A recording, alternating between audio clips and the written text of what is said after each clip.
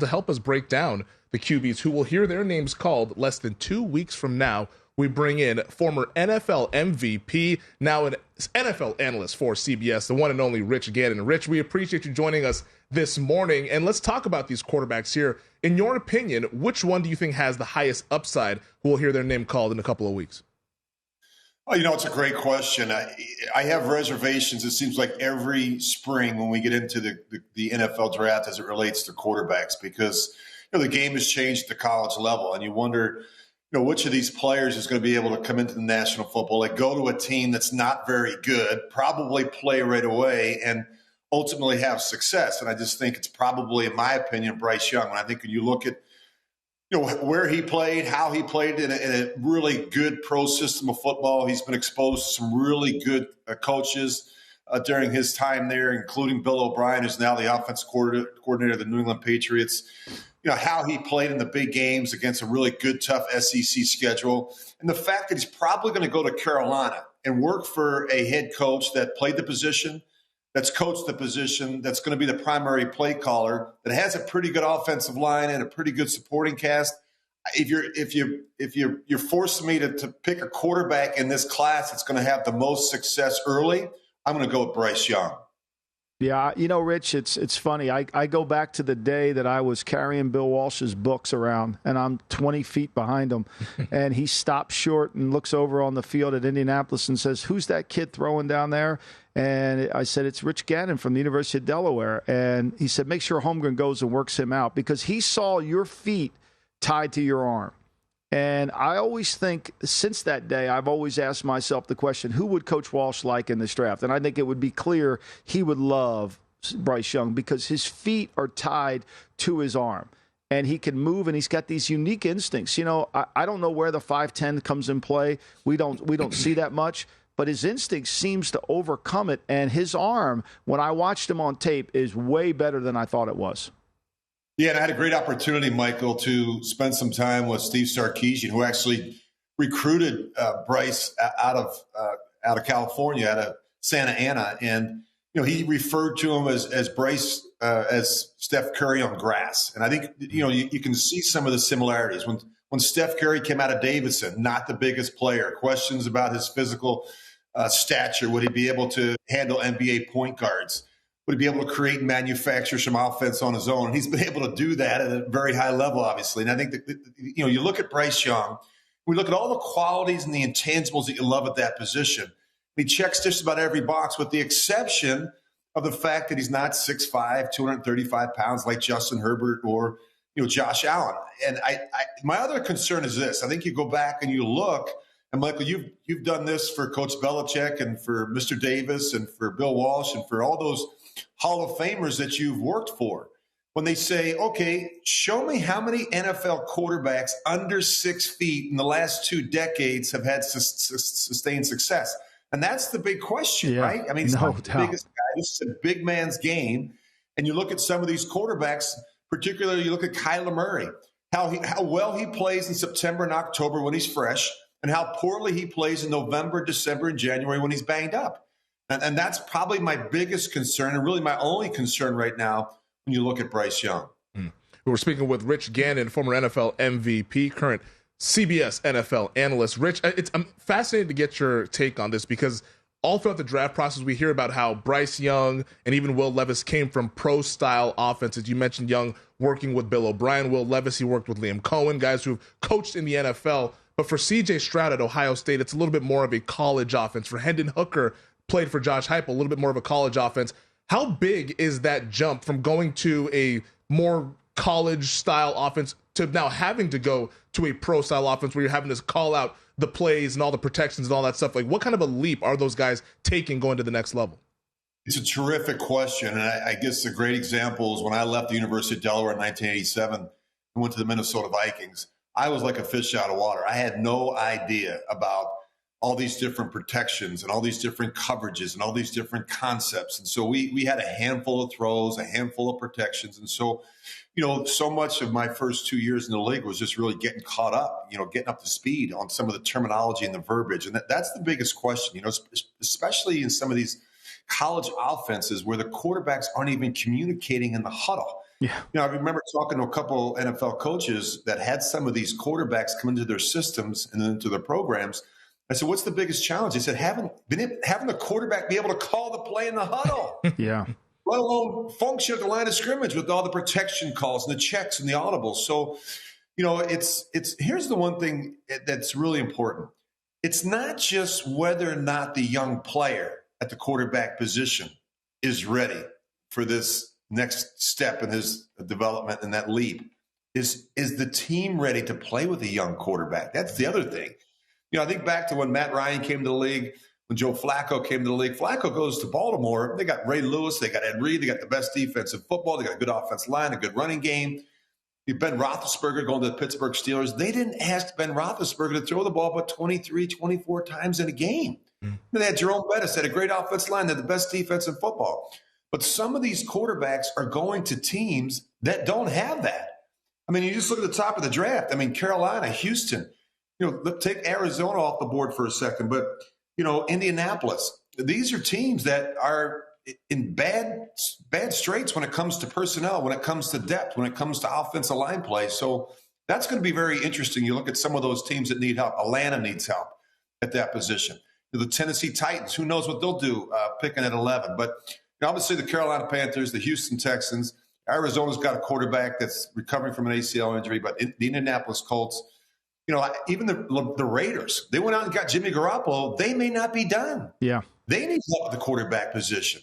Yeah. So I think it's going to be very interesting what happens here with the quarterbacks in the first round. And throw out just who do you like as the second best quarterback? Because I'm not sure there's an order that's the correct order. I think it could be upside down. I think Bryce Young has his concerns at 5'10", but everybody after Bryce Young has concerns, and I think it really comes down to which concern can you manage the best.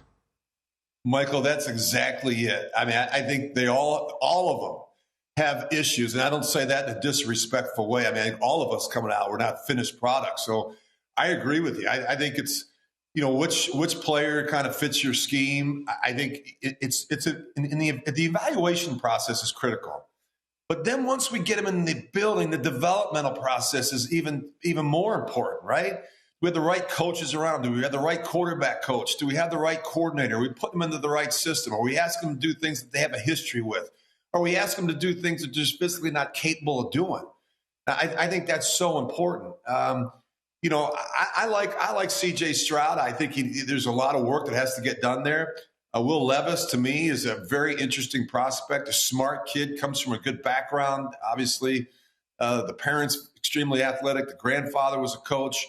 He did some great things at Kentucky against some really good competition. So I think it's going to be very interesting because you could talk to 10 different evaluators and get 10 different opinions in terms of who the best quarterback is, who you like, who you don't like. It's just there's no Johnny Manziels in this draft class. That's a good thing. But a lot of them have issues, right? That have to be straightened out. And I think it's going to be very interesting to see. But here's my guess. My sense is, like in years past, as Bill Polian always says, sometimes when you need a quarterback so bad and you haven't had one, you go to great lengths to cover up some of the deficiencies. And you say to yourself from an organization, that's okay. He's not the most mobile, but that's okay. We can do different things. He's not the smartest guy. That's okay. We can scale down the plan. And you start making excuses for the player. And sometimes you pick a player before he is ready to be picked. And my sense is there's going to be a run on quarterbacks in the first round because so many teams are desperate for a quarterback. And one of the cool things about doing these shows and talking about the NFL draft is that you can see the movement live in this. And we just saw a little bit of movement. I'm looking at the BetMGM website right now, the third overall pick market. This is really interesting because of the whole discussion with the Houston Texans probably not sold on taking one of these QBs. C.J. Stroud, who yesterday, plus 400 to go third overall, now plus 275. Jump it now. It's going to go down. It's going to continue to go down. I think it's going to become pretty much common knowledge by Wednesday or Thursday of the week that teams were now doing their homework on Stroud past 2. Everybody just assumed Houston was taking a quarterback. Mm-hmm. And that assumption was wrong because, again, it's easy for mock draft guys to put a quarterback there because they don't grade players. They just place players. But when you grade players, you have to have a grade on a player to substantiate picking them the second overall. I don't believe Houston can do that with Stroud. So I think Stroud is definitely going third or later, unless Houston gets a lot for somebody to trade up, which I don't anticipate them doing. My sense of it is the way teams view this quarterback draft class is everybody's got a problem. Why would I give up an asset to inherit a problem? I might as well just take which one comes to me. As Rich Gannon said, we're making excuses for them all anyway. So why not? Why would I give up a third-round pick? I mean, remember 2 weeks ago, everybody wanted Chris Ballard to trade up to 3 to just move one spot. He doesn't have to move anywhere. He can decide whether he wants Stroud, whether he wants Levis, whether he wants Richardson. One of those 3 guys are going to be there. One of those 3 guys have problems. They all have problems. What problem does he want?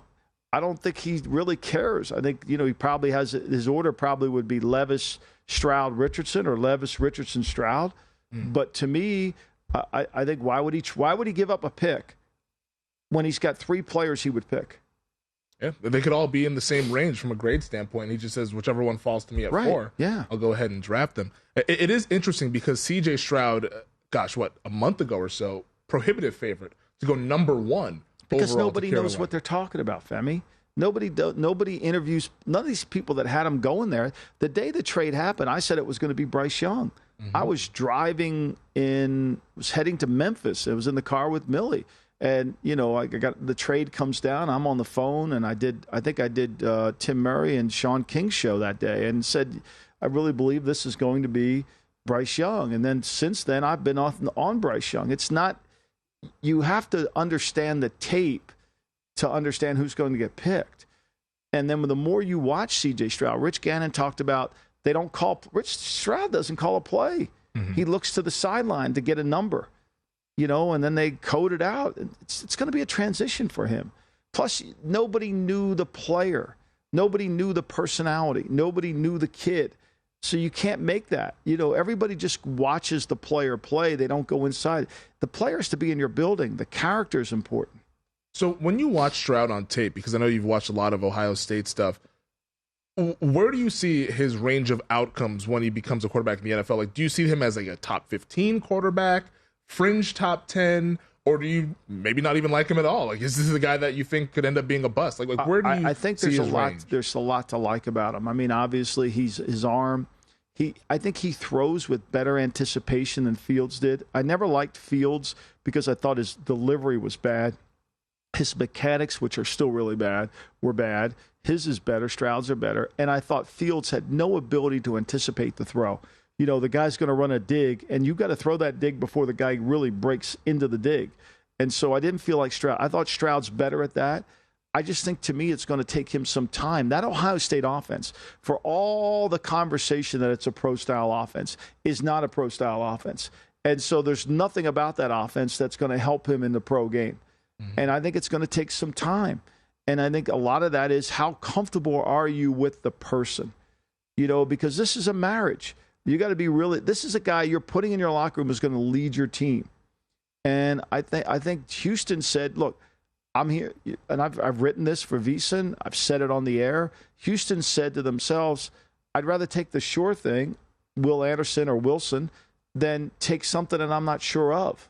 And it's interesting with the Ohio State quarterbacks because I feel like that's now become the conversation is that offense, that school doesn't produce good NFL quarterbacks. But I think one thing I've always read about when scouts talk about finding players is that you want to scout the player and not the helmet. But is there something just fundamentally different about their offense that maybe hides some of their deficiencies? Yeah, I mean, most colleges do. I mean, it's one of the things that made Justin Herbert, that offense was so bad that you couldn't see his skill set in that offense. And so when he went to the Senior Bowl, you're like, wow, this kid's different. Yeah, I mean, what happens is they're running an offense that's conducive to Stroud. That offense isn't going to be conducive to the NFL. So you've got to read through the layers. Remember, in scouting, you're scouting plays and players. You got to understand the play to understand the player. What are they asking the player to do? What's the scheme here? What's he reading? What's going on here? How does he work his way back? It's one of the things with Hendon Hooker. That offense is very one side of the field. You got to go back to Virginia Tech and see if he's reading across. Now, one thing about Hooker, great kid, great leader. You put him on your team. Got pocket presence. He can work the pocket. A lot of these young quarterbacks, they don't understand how to climb the ladder in the pocket. Climbing the ladder in the pocket is meaning you're going to step up into the throw, right? You understand how to step up. Those are hard things to teach. It's instinctive. So Stroud right now, once again, plus 275 to go third overall. I recommend this hard. I really do. I think if you're listening to this and you want to try to make a little money on the draft, I would say unless you get blindsided by a trade, which I don't think is happening, because I don't think there's a lot of movement to get up to get this. It isn't like, we've got Stroud rated a 9-0. I think the whole conversation that it was Stroud or Young was a little bit media-driven. I think Carolina knew it was Young all along. Well, right now the third overall pick is owned by the Arizona Cardinals, who people are anticipating will move out of that selection. If they can. Because the market right now is telling you it's going to be a quarterback, because Richardson's the favorite to go third overall at plus 125, which brings us to the Richardson versus Levis market, because that is one that for the last week or so, Richardson was like minus 300, minus 310, I believe, for a fact, to go ahead of Will Levis. Now we've seen that flip to where Levis is minus 135, Richardson now plus 105 in their head-to-head matchup, which kind of coincides with what you've been hearing, that teams are a little bit higher on Levis than maybe the draft nicks and the media. Yeah, well, I mean, Mel Kiper's high on Levis. He thinks he's the best quarterback in the draft. He's out on an island, though. Yeah, but I do think this. I think Levis can – I'm not in love with Levis. I'm not in love with Richardson either. To me, this goes back to what Polian said about, we're just making cases. You got your bag of excuses. I mean, remember, at the end of the year – when Richardson got done playing, everybody said it'd be good. He needs to go back for another year. Now all of a sudden we're talking about making him the third pick overall in the draft. What happened to that conversation? The further we get away from tape, the less logical we become, which is really a problem. So for me, I think Levis is the only one that you could honestly say we can put him in the game and play next year. You could put him in a game and play next year. Now, is he going to be good enough? I don't know. But you could put him in a game and play next year. You cannot put Richardson in a game and play. You cannot do that. You could put him out there, but he's not going to play well. He's going to mess up your team. You're going to have a lot of problems. Could you put him in on spot duty? Maybe. But you're not putting him out there to play. Lamar Jackson they were redshirting Lamar until they had no choice. But Lamar had won the Heisman at Louisville. He had way more production than this kid's ever had. And if you want to compare Levis to Richardson, they both played in the Southeast Conference. Levis played better than him in the Southeast Conference, threw the ball better than he did. If you just want to compare apples to an apple. So to me, even the games where people say Richardson got better, he played good against Utah. If you watch the tape from a professional standpoint, not from a fan standpoint, it really wasn't very good. It was good athletically. It was good running, but it wasn't good quarterbacking play. It's a good sizzle reel. Yeah, I mean, look, I love Richardson. I'm sitting here on the show saying I would have bet him for the Heisman because I thought he was going to show steady improvement. Richardson's a good kid. There's nothing wrong with his character. He is a kind of kid that, is not an alpha male. He's not going to drive the team. He doesn't have that Steph Curry, Bryce Young personality. He's going to do what you ask him to do. Now, if you tell him that he's got to do more, you got to tell him he's got to do more. He's not going to do. He's been so gifted that he's not been trained to be the underachiever. So your guess right now, as we sit here 10 days or so away from the NFL draft, I think 11 days to be exact, number 1, Bryce Young. Number 2, Will Anderson. I think that's right. Number 3, team didn't trade up for Carter. Some sort of quarterback. I don't think the team will trade up. I think it could be Jalen Carter. I'm not sure a team. I think you'll see. I think Seattle and Detroit will take defensive ends and rushers. Go to VSiN.com/subscribe to become a VSiN Pro subscriber today.